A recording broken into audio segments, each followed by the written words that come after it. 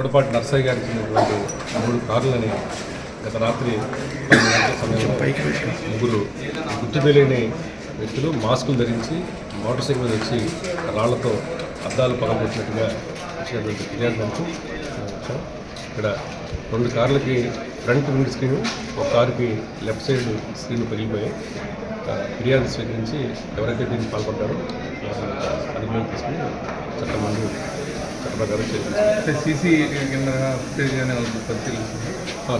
CC cameras footage వచ్చిందండి. దగ్గరలో మనకు సీసీ కెమెరాస్ అందుబాటులో ఉన్నాయి. అయితే వచ్చిన వాళ్ళు మాస్కులు ధరించారు, మోటార్ సైకిల్కి ఉన్న నెంబర్ ప్లేట్ని కూడా తొలగించారు. అయితే వాళ్ళకి పోస్టర్ని బట్టి మనం గుర్తుపెట్టే ప్రయత్నం చేస్తాం. సుమారు ఎన్నింటికి జరిగింది? సుమారు ఇది నైట్ 12:15, 12:30 మధ్యలో జరిగింది.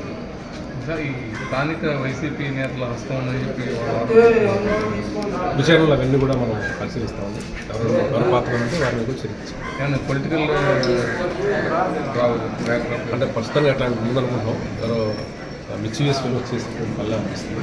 బట్ మీరు అన్నట్టుగా ఆ కౌంట్లో విచారణ. Thank you.